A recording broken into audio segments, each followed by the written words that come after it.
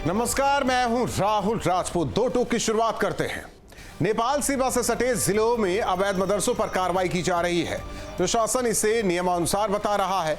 वहीं जमीयत उलेमा हिंद के मौलाना महमूद मदनी ने यूपी सरकार के खिलाफ नाराजगी जाहिर की है। दरअसल सुप्रीम कोर्ट की रोक के बावजूद यूपी में अवैध मदरसों, दरगाहों और ईदगाहों के खिलाफ यूपी सरकार ने कार्रवाई की है। अरशद मदनी ने इसे संविधान को रौंदने की कोशिश और सुप्रीम कोर्ट के आदेश की अवहेलना और अपमान बताया। वहीं कांग्रेस नेता नसीमुद्दीन सिद्दीकी ने कहा कि मदरसों पर कार्रवाई अल्पसंख्यक समुदाय के अधिकारों का हनन है और संविधान को तोड़ने का काम किया जा रहा है। दो टूक में करेंगे चर्चा, पहले सुनते हैं बयान। हमारी मौत से सिलसिला बंद नहीं होगा। जो लोग मरने से डरते हैं उन्हें गुलाम बनना पड़ता है। ना गुलाम थे, न हैं और न बनाए जा सकेंगे। हर चीज मंजूर है। हम बिरादरान वतन में वो लोग जो समझदार हैं, बात सुनने के लिए तैयार हैं, हम उनका जूता अपने सर पे लेके चलने के लिए तैयार हैं। लेकिन जो लोग गुलाम बनाने की कोशिश करेंगे उनसे मालूम है हमें कि अंजाम में हमारी मौत आएगी, लेकिन मौत सिलसिले को खत्म नहीं करेगी, जिंदा करेगी। मैंने ये कहा कि संविधान को तोड़ा जा रहा है। संविधान के किस अनुच्छेद में बुलडोजर चलाने का जिक्र है? यह देश संविधान से चलेगा कि आरएसएस के कानून से चलेगा? मुझे यह बता दें, मैं अभी विड्रा करता हूं अपनी बात और आपसे क्षमा भी मांगूंगा कि संविधान के किस अनुच्छेद में बुलडोजर चलाने का आदेश है। विपक्ष हमेशा भारतीय जनता पार्टी पर हमलावर रहता है और खास तौर से अल्पसंख्यक समाज को। लेकिन जिस तरीके से भारतीय जनता पार्टी की सरकार ने दबे कुचले अल्पसंख्यकों को आज एक मुख्य धारा में लाने का काम किया, जिस तरीके से मदरसों को आज अवैध से वैध करने का काम किया, उसको भी देश की जनता जानती है। कुछ कट्टरपंथी लोग हैं जो अक्सर मदरसों की आड़ में, मस्जिदों की आड़ में, अल्पसंख्यक समाज के धर्म की आड़ में इस तरीके का राजनीतिक खेल खेलते हैं ताकि वो भारतीय जनता पार्टी के खिलाफ हो सके। लेकिन हमेशा उनका मुंह काला का काला रहता है, चाहे वो अरशद मदनी हो, चाहे इनके जैसा कोई भी। तो भारतीय जनता पार्टी ने जिस तरीके से ये ऐलान किया था कि सबका साथ सबका विकास, आज उसी पर भारतीय जनता पार्टी काम कर रही है और उसकी कथनी और करनी में कोई अंतर नहीं है। तो वही मदरसे चलेंगे जो वैध होंगे और जिनकी आड़ में लोग गोरख धंधा कर रहे हैं, देश को बर्बाद करने का काम कर रहे हैं, उन मदरसों पर पूरी तरीके से अंकुश लगाया जाएगा। ऐसे में बड़े सवाल, मौलाना वर्सेस यूपी सरकार, अवैध मदरसों पर सियासत जोरदार। अवैध मदरसों पर एक्शन, क्यों बढ़ी विपक्ष की टेंशन? मौलाना का भड़काऊ बयान, क्या है विपक्ष का प्लान? अवैध मदरसों पर जुबानी लड़ाई, जिंदगी मौत पर आई। इन्हीं सवालों के साथ करेंगे मेहमानों से चर्चा। आनंद दुबे, प्रवक्ता बीजेपी, मेजर आशीष चतुर्वेदी जी, नेता समाजवादी पार्टी, इकबाल अहमद जी, कांग्रेस के नेता, हाजी नाजिम खान साहब, मुस्लिम एक्टिविस्ट हमारे साथ जुड़ रहे हैं और आप सभी मेहमानों का स्वागत है।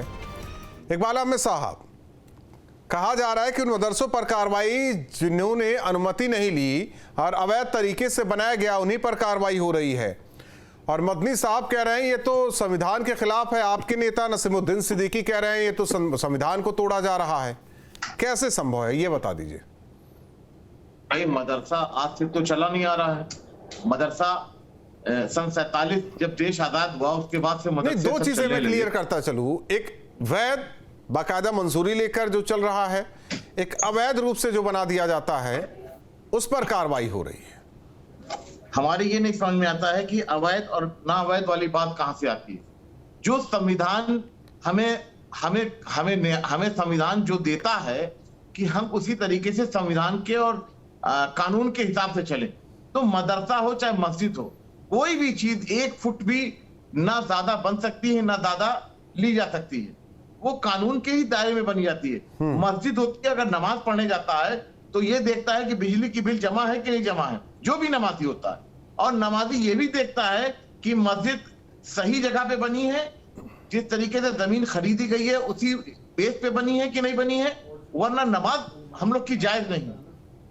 तो ये जिस तरीके से तुष्टीकरण किया जा रहा है, देश का माहौल खराब किया जा रहा है। आप ये बताइए, कहां कानून में लिखा है कि गौ रक्षक बनके आप लोगों को मारिए, एक समुदाय को? अभी अलीगढ़ में 2-3 लोगों को मारा गया है जिस तरीके बर्बरता के तरीके से।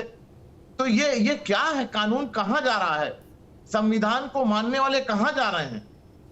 नहीं, ये कहा जा रहा है कि देखिए, उत्तर प्रदेश राजस्व संहिता की धारा 67 के तहत ऐसी संरचनाओं पर कार्रवाई की जा रही है, तो फिर वैध अवैध वाली तो बात तो होगी सर। भाई हम ये कह रहे हैं कि किस जगह किस कानून में लिखा है कि आप बुलडोजर चला दीजिए। जब तक अदालत नहीं कहेगा बुलडोजर चलाने के लिए, आप बुलडोजर कैसे चला? और किस कानून में यह लिखा है कि आप अवैध तरीके से निर्माण कर लीजिए?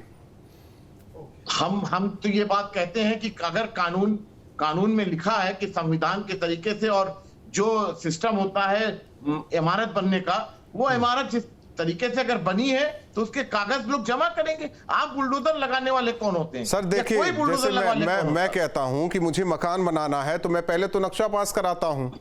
नक्शा पास कराने के बाद आगे की कार्रवाई की जाती है, बिजली कनेक्शन लिया जाता है, फिर निर्माण कार्य शुरू हो जाता है। और भवन है उसमें कई एनओसीज की जरूरत होती है। पता चल रहा है कि कहीं चारागाह की जमीन पर बन जा रहा है, सरकारी जमीन पर बन जा रहा है, उस पर कार्रवाई हो रही है, तो आप लोग कह रहे हैं कि ऐसा नहीं होना चाहिए, कोर्ट देखेगा। तो सरकार का कोई औचित्य है? मैं जानना चाहता हूं बस।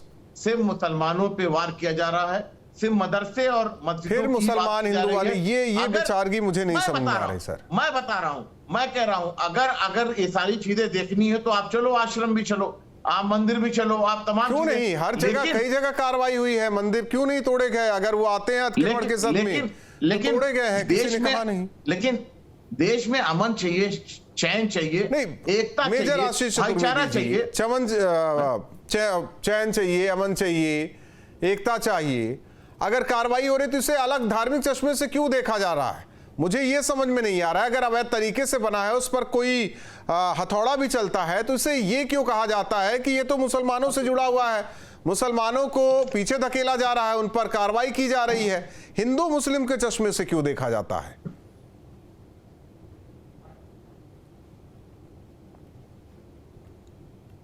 मेजर आशीष चतुर्वेदी जी, आवाज आ रही है? हाँ आ रही है। वैध अवैध के बीच फर्क करके कार्रवाई अगर होती है तो हिंदू मुस्लिम के चश्मे से क्यों देखा जा रहा है? अगर सरकार ने कुछ ऐसी आपको आवाज आ रही? आ रही। मैं कह रहा था, अगर सरकार ने ऐसी कोई लिस्ट बनाई है कि ये वैध जो है मदरसे हैं और ये अवैध मदरसे हैं, तो मुझे लगता है जो अवैध मदरसे हैं उन्हें क्या कोई रजिस्ट्रेशन कराना चाहिए था, जो उन्होंने नहीं कराया है, या फिर जो विकास प्राधिकरण वहां जिसके अंतर्गत वो आती हैं, अगर उसके अनुसार उसका नक्शा पास नहीं है, तो मुझे लगता है कि पहले जो कि एक प्रक्रिया होती है कि 30 दिन का समय दिया जाता है, वो 30 दिन का समय जो भी निर्धारित होता है, जो भी वो दिया जाना चाहिए, और उसके बाद जो है कोई कार्रवाई करनी चाहिए। अगर वो आप अवसर भी किसी को न दें तो वो गलत होगा। और मुझे लगता है सुप्रीम कोर्ट ने भी, जब पहले उत्तर प्रदेश में हम देख रहे थे कि सरकार जो है कई जगह पे बुलडोजर चला रही थी घरों पे लोगों के, तो सरकार ने, सुप्रीम कोर्ट ने दखल दिया था कि ऐसे आप सुप्रीम को अपनी मर्जी से हर जगह बुलडोजर नहीं चलाएंगे। बहरहाल वो सरकार ने कितनी बात मानी नहीं मानी वो एक अलग विषय है, लेकिन सुप्रीम कोर्ट ने दखल देकर के गाइडलाइंस दी थी कि अगर आप इस तरीके की कार्रवाई करना चाहते हैं तो उसकी एक दिशा निर्देश रहेगा, उसका अनुपालन हो। तो मुझे लगता है अगर उसका अनुपालन सरकार पूरी तरह करे तो ये विवाद इतना उत्पन्न। ठीक है, ये तो रही संवैधानिक बात ना, तो फिर हमें नहीं समझ में आ रहा है इसे हिंदू मुस्लिम के चश्मे से क्यों देखा जा रहा है? तो सरकार को अब जो बिल्डिंगें हैं जो बहुत अभी मैं अपने ही अड़ोस पड़ोस में ऐसी 4-5 बिल्डिंगें बता सकता हूं जो अवैध हैं लेकिन चल रही हैं 20 साल से, उन पे भी कार्रवाई करनी चाहिए, जिससे लोगों के मन में ऐसी भाव ही ना आए कि आप ऐसी कार्रवाई कर रहे हैं। लेकिन अगर आप केवल मदरसों पे ही करेंगे तो ऐसी भावना जरूर आएगी, तो स्वाभाविक है। जो ऐसे अवैध निर्माण हैं वो पता नहीं कितने होंगे, बहुत होंगे, हर शहर में होंगे। मैं जब अपने आस पड़ोस में 4-5 गिन सकता हूं तो मैं मान के चल रहा हूं कि बहुत सारे हैं ऐसे, तो उन पे कार्रवाई करते रहे समानांतर रूप से सरकार। हाजी नाजिम खान साहब, क्यों फील होता है आप लोगों को? यहां तो कोई नहीं कह रहा है ना कि आप लोग मुजाहिर हैं, जैसे पाकिस्तान में कहा जाता है जो यहां से लोग गए हुए हैं। क्यों ये बार बार कहा जा रहा है कि ये कार्रवाई एक तरफा है, ये कार्रवाई मुस्लिमों के खिलाफ है, ये कार्रवाई संविधान के खिलाफ है, अगर सरकारी कार्रवाई होती है तो? राहुल जी, मेरी आवाज आप तक आ रही है, दर्शक भी सुन रहे हैं आपको। हाँ राहुल जी, देखिए सबसे पहले तो मैं आपको बता दूं, आपके चैनल के माध्यम से अल्लाह का शुक्र है हम भारतीय हैं। और देखिए हम लोगों के लिए बड़े फख्र की बात है कि भारत में हम लोगों ने जन्म लिया और भारत के सौहार्द बनाने की जो नैतिक जिम्मेदारी थी वो हम सभी की थी। और भारत की जो सौहार्द बनी हुई है भारत के संविधान के द्वारा। तो देखिए ये संविधान तो हाजी नाजिम मानता है और संविधान इंशाल्लाह मानता रहेगा। और रही बात है कि जिस तरीके की बात यहाँ पे मदरसे की चल रही है कि मदरसे अवैध होते हैं, देखिए ना मस्जिद अवैध होती है ना मदरसे अवैध होते हैं। ये नहीं हो रहा है। आपको क्लियर करता चलूं हाजी नाजिम साहब कि ये अवैध नहीं होते, जो अवैध तरीके से बने हैं, सरकारी भूमि पर बने हैं, जिसकी कोई मंजूरी नहीं ली गई, तैयार कर दिया गया। कई रिपोर्ट आई है, कई रिपोर्ट में बता देता हूं, वहां बना दिया गया मदरसा, बच्चे पढ़ने नहीं जाते, 2 कमरे में मदरसा चल रहा है, बच्चे हैं ही नहीं। कई बड़ी बिल्डिंग बना दी गई, वहां अपने तरीके से किया जा रहा है। कई जगह तो ऐसा हुआ कि बिजली चोरी भी की जा रही थी उस मदरसे के जरिए। हाँ राहुल जी, देखिए अभी आपने मदरसे की बात करी तो हम लोगों को लगता है कि कहीं ना कहीं हम लोग निशाने पे हैं। देखिए हमारी इबादत का निशाने पे, हमारे मदरसे निशाने पे, हमारी मस्जिद निशाने पे। और तो और अभी देख लीजिए अलीगढ़ के अंदर जिस तरीके की घटना घटी है, मुस्लिम मीट व्यापारी थे, किस तरीके से उनके लिंचिंग हुई। हम बाहर नहीं लिंचिंग करने वालों का नाजिम साहब मैं भी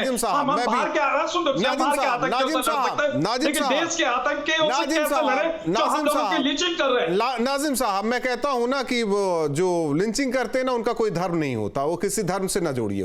होता है धर्म होता है, आतंकियों करने वालों का धर्म होता है। आतंकी जो होते हैं वो इंसान की शक्ल में हैवान होते हैं और जो तो बचाने वाले इंसान की शक्ल में वो मुसलमान होते हैं। लिंचिंग करने वाले भी हैवान होते हैं, मैं भी कह रहा हूं। अगर आप मानते हैं कि लिंचिंग करने वाले हैवान होते तो हमारे भारत सरकार को ऐसे हैवानों पर सर्जिकल स्ट्राइक करनी चाहिए, बिल्कुल कर देनी चाहिए, ताकि ये जो भारत के अंदर जो ये हैवान है ये खत्म हो, देश शांति उनसे तो कानून निपटेगा। नहीं सर, होनी चाहिए ना, हम लोगों को भी सुरक्षा चाहिए। अंदर के जो आग ये आतंक के जो हैवान है इनसे हम लोगों को भी सुरक्षा चाहिए। और रही बात ये कि जिस तरीके से अभी हमारे मदरसे की बातें चल रही है, तो सर मैं तो नहीं, आपके मदरसे की क्या बात हो रही है सर? वो तो भारत में जो बना है वो भारत का ही मदरसा कहिए उसे ना। आपके मदरसे क्या होते हैं? क्या मुस्लिम के मदरसे होते हैं क्या? ऐसी कोई बात नहीं। मुझे भी अगर सीखना होगा अरबी फारसी तो मैं मदरसे में जाके सीखूंगा। उसमें केवल ये थोड़ी कि मुस्लिम ही सीखते हैं, हिंदू भी जाके सीख सकता है। तो उसमें अपने आप से क्यों जोड़ रहे हैं, मुझे ये समझ में नहीं आया। केवल इसमें 2 चीजें हैं, वैध और अवैध। अवैध पर कार्रवाई हो रही है जिसकी बात मदनी साहब कर रहे हैं कि संविधान को तोड़ने का काम किया जा रहा है। नसरुद्दीन सिद्दीकी साहब कह रहे हैं मदरसों पर कार्रवाई अल्पसंख्यक के अधिकारों का हनन है। ये बातें क्यों हो रही है? अभी आप सुन तो लीजिए, मैं तो ये कहता हूं कि जब आप मदरसे को अवैध कहते हैं कि सरकारी जमीन पे बना, तो देखिए मैं तो ये कहता हूं कि पूरे देश के अंदर जो आश्रम है, मठ है, जरा उनके भी जांच करवा दीजिए तो पता चल जाएगा कि वो भी देखिए नक्शे से बने हुए हैं, सरकारी जमीन पे तो नहीं बने हुए। तो देखिए हम लोगों को भी पता चल जाएगा। लेकिन हम लोगों के मदरसे मस्जिदें हमेशा निशाने पे रहती है और ये कहा जाता है कि ये नक्शे से नहीं बनी। देखिए नक्शे से भी बनती है और देखिए वैध जमीन पे भी बनती है, लेकिन वो वैध जमीन कब अवैध हो जाती है ये पूरा देश देख रहा है सर। तो हम तो ये कहते हैं कि हम कोर्ट भी जाते हैं, कोर्ट जाने जैसे हमारी सुनवाई चलती होती है उधर हमारा, सुन तो लीजिए राहुल जी, हम कोर्ट में खड़े हैं, उधर हमारी मस्जिदों को निशाना बनाया जा रहा है, जिसका जीता जागता प्रमाण है कि कोर्ट की तरफ से जो आदेश आ रहा है उस आदेश को भी नहीं सुना जा रहा। तो मस्जिद मदरसों को तो निशाने पे, उसके साथ साथ भारत के मुसलमानों को भी निशाने पे रखा जा रहा है। ये कब तक चलेगा सर? इस देश के अंदर हमारे अपने बुजुर्गों ने क्या इस मुल्क को इसीलिए आजाद कराया था कि आने वाले वक्त में हम लोग हाजी नाजिम साहब, क्या बांग्लादेश में जैसे हिंदुओं के साथ हुआ, वो वहां अल्पसंख्यक है, मैं ये कह देता हूं अल्पसंख्यक, बांग्लादेश में जो वहां के अल्पसंख्यकों के साथ हुआ, क्या भारत के अल्पसंख्यकों के साथ भी वही हो रहा है क्या? आप तो यहां बैठ के टीवी डिबेट भी कर रहे हैं, वहां कोई कर सकता है क्या या कर रहा है? या एक चीज बता दीजिए, एक चीज बता दीजिए, इसी भारत देश में अल्पसंख्यक राष्ट्रपति बन जाता है, इसी भारत देश में अल्पसंख्यक कैबिनेट मंत्री बन जाता है, इसी देश में अल्पसंख्यक इंजीनियर होता है, डॉक्टर होता है, साइंटिस्ट होता है, सब होता है। दोनों देश के बगल में बता दीजिए, क्या वहां का अल्पसंख्यक कभी कुछ हुआ है क्या? जो आप कहते हैं कि बड़ी बुरी स्थिति है मुसलमानों की भारत में, जो कि राष्ट्रपति से लेकर पता नहीं क्या क्या बन गए, ये कैसे संभव हुआ अगर बुरी स्थिति होती तो? हाँ राहुल जी, देखिए अभी आपने देखे राष्ट्रपति जी का भी जिक्र करा, आपने बहुत सारे ऐसे महकमे की बात करी जहां अल्पसंख्यक की काउंटिंग आपने करा दी। तो मैं तो आपके चैनल के माध्यम से आपके बातों के जरिए ये भी एक सवाल करता हूं कि भारत जो मेरा मुल्क है उसमें अल्पसंख्यक कब वजीर आजम बनेगा, उसका भी थोड़ा सा आप बता दे तो ज्यादा अच्छा रहेगा। और रही बात है कि बांग्लादेश की तो आपने जिक्र कर दी, तो हम तो कहते हैं कि अखंड भारत बना दीजिए ना, अखंड भारत के अंदर सबको ले आइए ताकि हमारे जो हिंदू भाई पीड़ित हैं, जो अल्पसंख्यक का दर्जा बांग्लादेश में ले रहे हैं, ये तो सर मैं ये कहना चाहता हूँ जब भारत में मिल जाएगा अखंड भारत हो जाएगा को लेकर तो विरोध कर रहे थे, आज कह रहे हैं अखंड भारत बना दीजिए, लेते आइए, करते रहिए, फिर सीए का विरोध होगा, एनआरसी का विरोध होगा, सबका विरोध होगा, सड़कें जाम हो जाएगी, छोड़ देते हैं ना सारी चीजें। आनंद दुबे जी, सीए से अखंड भारत का क्या? एक मिनट सीए से अखंड भारत का कोई मतलब नहीं तो फिर अखंड भारत अलग है। अखंड भारत में जो वहां बांग्लादेश के मुस्लिम रहेंगे साथ रह लेंगे आप लोग क्या? पाकिस्तान के जो मुस्लिम रहेंगे साथ रह लेंगे आप क्या? रह लेंगे? सुन लीजिए, मैं अपने भारत के साथ रहूंगा, जो मेरा अपना भारत का निर्णय होगा वह हाजी नाज़िम का निर्णय होगा। ये बेचारगी ना जाहिर कीजिए। आनंद दुबे जी, मैं नहीं सुनता, बहुत सुन लिया मैंने, आपको दिखा दिया जो अधिकार यहाँ एक हिंदू को है, जो एक अधिकार यहाँ के सिख को है, जो एक अधिकार यहाँ के जैन को है, जो अधिकार यहाँ के ईसाई को भी है, जो अधिकार और भी समाज से जुड़े लोगों को है, वही अधिकार यहाँ मुसलमानों को भी है। लेकिन आप लोग पता नहीं, या तो अपने पे विश्वास नहीं, देश पे विश्वास नहीं, किस पे नहीं करना चाहते ये हमें नहीं पता। आनंद दुबे जी, एक मिनट, आनंद दुबे जी, देश के संविधान, ठीक है, हो गया। आनंद दुबे जी, मुसलमान, हाँ, मुसलमानों को मदरसे को निशाना, आवाज बहुत, राहुल आवाज हो रही है, मैं सही करवाता हूँ, सुनाई नहीं दे रहा, मैं सही करवाता हूँ। मुसलमानों के मदरसे को वो वैध है अवैध आप छोड़ दीजिए, आप मत उस पर कोई कार्रवाई कीजिए। मस्जिद है वैध है अवैध है मत कीजिए, मजार है वैध है अवैध ना कीजिए। आप लोग क्यों करते हैं? किसी मठ मंदिर को पूछते हैं क्या? आप लोग उन पर ही निशाना क्यों साधते हैं? और संविधान वैसे ही खतरे में रहता है। देखिए, तमाम, राहुल आवाज बहुत खराब आ रही है, इको कर रहे, मैं कुछ सुनाई नहीं दे रहा। मैं सही करवाता हूं, आनंद आप बोलते रहिए, मैं सही करवाता हूं पीसीआर से। जी देखिए राहुल, सबसे बड़ी बात यह है कि जो भी अवैध निर्माण होगा उस पर कार्रवाई होगी, चाहे वो किसी धर्म से जुड़ा मामला। ये जो कार्रवाई हो रही है, जो भारत नेपाल सीमा पर रातों रात मदरसे, रातों रात मस्जिद, रातों रात कोई चीज बन जा रही, सर्वे कराया गया, डिटेल मांगी गई, जितने भी इस तरह के स्थान सरकारी जमीन पर बने हैं या जिनके पास कागज नहीं है, जिनके पास दस्तावेज पूरी तरह से नहीं है, उन्हीं के खिलाफ कार्रवाई की जा रही। जो भी वैध तरीके से बने हैं, नियमानुकूल हैं, उनके खिलाफ कोई कार्रवाई नहीं। लेकिन चूंकि एक रिवाज है कि रोने का, चिल्लाने का, झूठ बोलने का और माहौल बनाने का,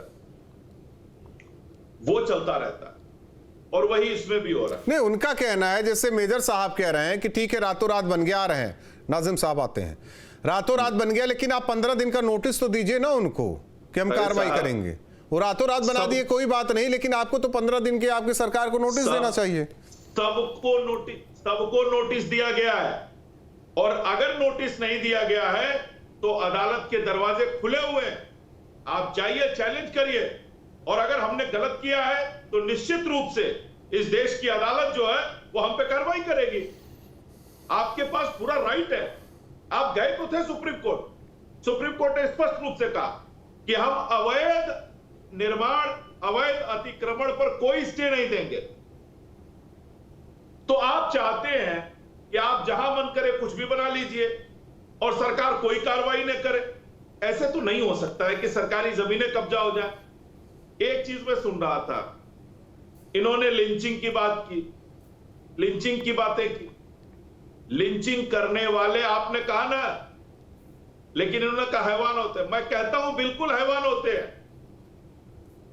लेकिन जब विष्णु गोस्वामी की लिंचिंग होती है, जब वी रामालिंगम की लिंचिंग होती है, जब ध्रुव त्यागी की लिंचिंग होती है, जब चंदन गुप्ता की लिंचिंग होती है, जब हीना तलरेजा की लिंचिंग होती है, अंकित सक्सेना की लिंचिंग होती है, प्रशांत पुजारी की, विष्णु जैन, ट्विंकल शर्मा, ऐसा न जाने कितने नाम है, तब हमने कभी नहीं सुना कि लिंचिंग करने वाले हैवान होते हैं। मेरा एक बहुत स्पष्ट मानना है, जो लोग भी कानून अपने हाथ में लेकर किसी को भी मार रहे हैं, वह समाज में जीने लायक नहीं है, चाहे वो धर्म के नाम पर कर रहे हो, ठीक, चाहे आतंक फैलाने के लिए कर रहे हो। इसीलिए कहा गया है कि कानून के दायरे में जो भी गलत करेगा उसको सजा दी जाएगी। इकबाल अहमद साहब, विक्टिम कार्ड, हाँ, विक्टिम कार्ड तो अब नाजिम साहब खेल रहे हैं, अब क्या कर सकते हैं उसके लिए। इकबाल अहमद साहब, भाई दो चीजें होती है, एक तो वैध होती है, एक तो अवैध। अवैध है तो कार्रवाई होगी, लेकिन सवाल ये है कि आप रातों रात बना लीजिए और कहिए कि नहीं साहब अब तो आपको कार्रवाई करनी है तो आप 15 दिन का नोटिस हमें दीजिए, ये कानून कहता है। लेकिन कानून ये भी कहता है कि अगर आपको कुछ बनाना है तो नक्शा पास कराइए, भूलेख दिखवाइए, लैंड यूज क्या है ये बताइए, तब तो आप कहते, आप ये नहीं कहा जाता कि भाई कहां गया संविधान, कहां गया कानून।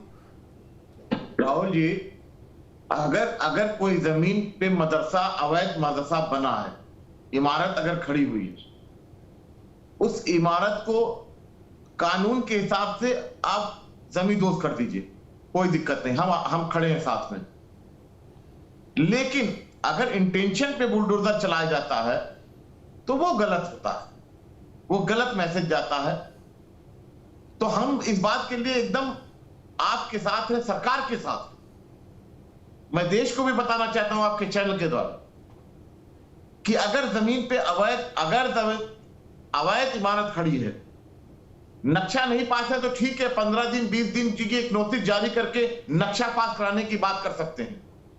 लेकिन अगर चारागाह की जमीन है या सरकार की जमीन है तो वो बिल्कुल सरकार को ले लेना चाहिए। लेकिन अगर इमारत खड़ी है, नक्शा नहीं पास है और मदरसा बहुत पुराना हो चुका है, तो आप उसको एक नोटिस देके नक्शा पास कराया जा सकता, जो कानून कहता, जो विकास प्राधिकरण कहता। हम इस बात को मानने को तैयार हैं, हम सरकार की बात को भी मानने को तैयार हैं। नहीं, जहां आप लोगों को गलत लग रहा है तो वहां जाइए ना, कोर्ट के दरवाजे खुले हैं, कोर्ट तो एक समान सबको देखता है, ना वहां हिंदू, ना मुस्लिम, ना सिख, ना ईसाई, वहां तो संविधान के हिसाब से, कानून के हिसाब से चलते हैं सब। ठीक है, कानून के हिसाब से तो चलता है, लेकिन सरकार आज बात करती है, कल बुलडोजर लगा देती है, उसको समय भी देना चाहिए। ऐसा है क्या मेजर आशीष चतुर्वेदी जी, कि आज बात की, कल बुलडोजर से जमींदोज सब कुछ? मेजर साहब आवाज आ रही है क्या? हाँ, आवाज आ रही है। ऐसा होता है क्या? सवाल तो रहा मैं आज देख लिया कि नहीं, आज इसको गिराना है, इस हिसाब से काम हो रहा है, आज इसको गिराना है, कल बुलडोजर लगा देंगे।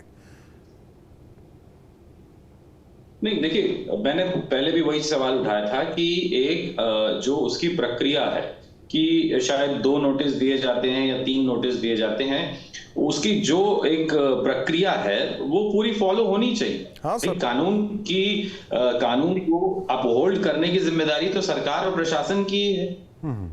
कानून को जो पालन है और अनुपालन है उसका सुनिश्चित करना, और केवल दूसरों से कानून मनवाना ही सरकार और प्रशासन की जिम्मेदारी नहीं, उसकी जो प्रक्रिया है उसको पूर्णतः निभाना भी सरकार की ही जिम्मेदारी। मैं तो कह रहा हूं कि अगर सरकार मनमानी कर रही है तो उसके लिए कोर्ट का दरवाजा खुला है, कोर्ट जाइए, खटखटाइए, खुद ही कोर्ट संज्ञान लेगा, सब कुछ कर देगा, ओके, कि आप गलत हैं, आप सही हैं, क्या है क्या नहीं है।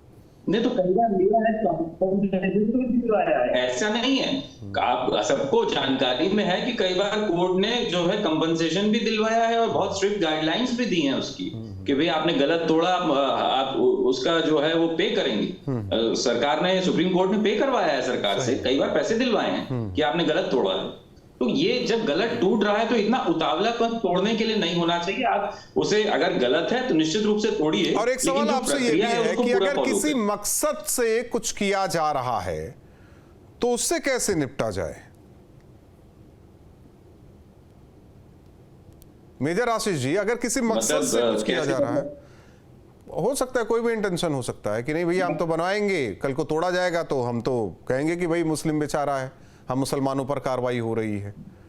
मुझे नहीं लगता कि इतना समय, इतना पैसा किसी के पास होगा कि रातों रात बस इसलिए बनवा ले कि कल ये टूट जाएगा और हम। लेकिन अवैध निर्माण कहीं ना कहीं तो होंगे, ऐसा तो नहीं है कि कहीं भी नहीं होंगे, निश्चित रूप से बहुत जगह अवैध निर्माण होंगे। तो अगर सरकारी जमीन पे है, उस पे है तो ठीक है, बिल्कुल हटाया जाना चाहिए। कोई भी अवैध निर्माण अगर गलत जगह पे हुआ है तो बिल्कुल निश्चित रूप से किसी भी प्रकार का हो, किसी भी तरीके से हो, उसको लेकर चले गए बात। नाजिम खान साहब, देखिए ये लोकतंत्र की कितनी खूबसूरती।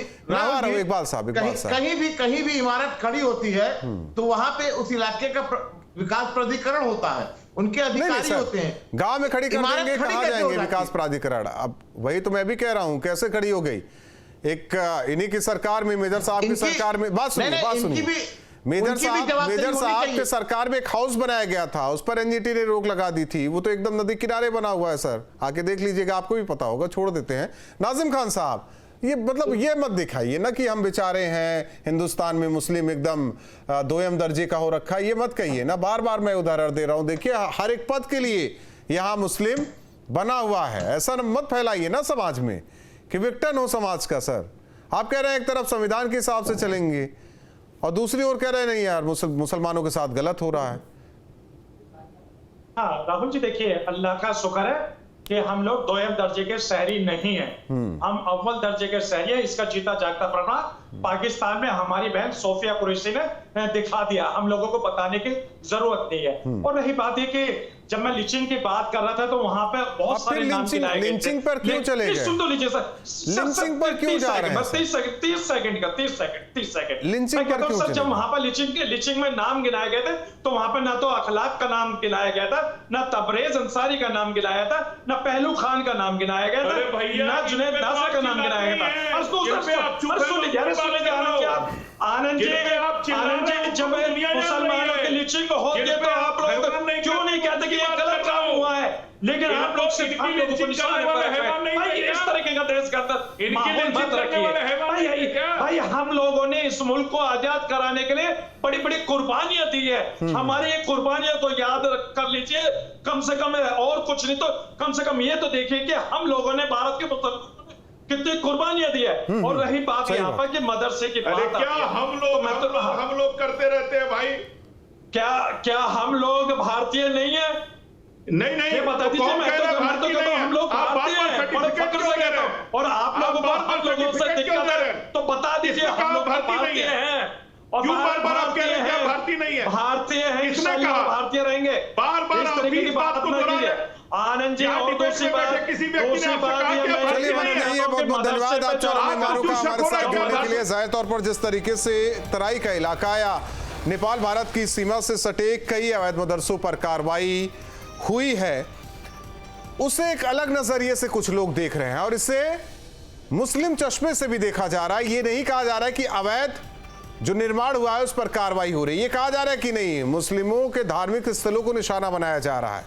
भाई कोर्ट है, कोर्ट जाइए, वहां से भी चीजें तय होती हैं।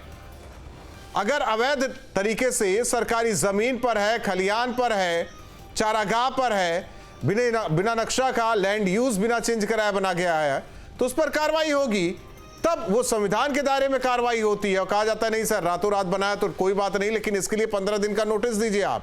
सवाल यह है कि अगर राजनीति के चश्मे से देखेंगे तो हिंदू मुस्लिम तो होगा ही होगा, और मुस्लिम के चश्मे से भी देखेंगे तो वैध अवैध का फर्क नहीं समझ में आएगा। लेकिन सवाल यह है कि अगर संविधान के चश्मे से देखेंगे तो बहुत फर्क नजर आ जाएगा। दो टूक में इतना ही।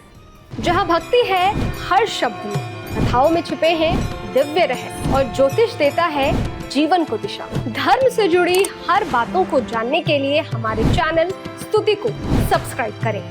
चैनल पर जाने के लिए इस लिंक पर क्लिक करें।